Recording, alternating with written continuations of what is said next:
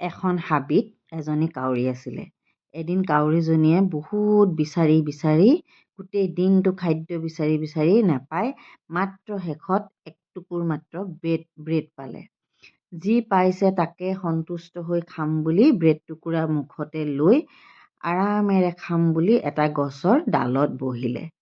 কিন্তু কাউৰীজনীক তেতিয়া গছৰ তলতে ৰৈ থকা এটা শিয়ালে দেখা পালে। সি ভাবিলে কাউৰীজনীৰ মুখৰ ব্ৰেড টুকুৰা কেনেকৈ মই ল'ব পাৰোঁ। যেনে তেনে কিবা বুদ্ধি কৰি কাউৰীজনীৰ মুখৰ পৰা ব্ৰেড টুকুৰা মই ল'ব লাগিব, এনেকৈ ভাবিলে। সি গছজোপাৰ তলত গৈ কাউৰীজনীক ভাবিলে কি অকণমান তেল দি কথা পাতোঁ। কি কথা পাতিব?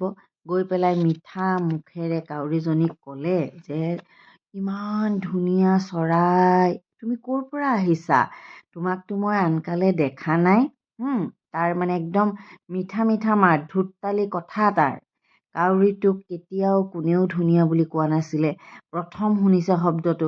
সেইকাৰণে প্ৰথম তাই ভাবিছে ই মোক মিছা কথা কৈছে। প্ৰথমতে তাৰ কথা গুৰুত্ব দিয়া নাছিলে, কিন্তু পিছত মানে আকৌ শিয়ালটোৱে ক'বলৈ আৰম্ভ কৰিছে, তুমি দেখাত যেতিয়া ইমান ধুনীয়া, তোমাৰ কণ্ঠটোতো আৰু ধুনীয়া হ'ব, তুমি এটা গান গাই শুনোৱাচোন।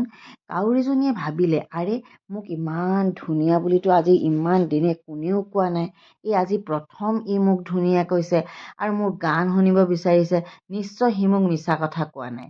তেনেকৈ কৈয়ে তাই মানে পটককৈ মুখখন গান এটা গাবলৈ মুখখন মেলোতেই তাইৰ মুখৰ পৰা ব্ৰেড টুকুৰা পৰি গ'ল নহয়।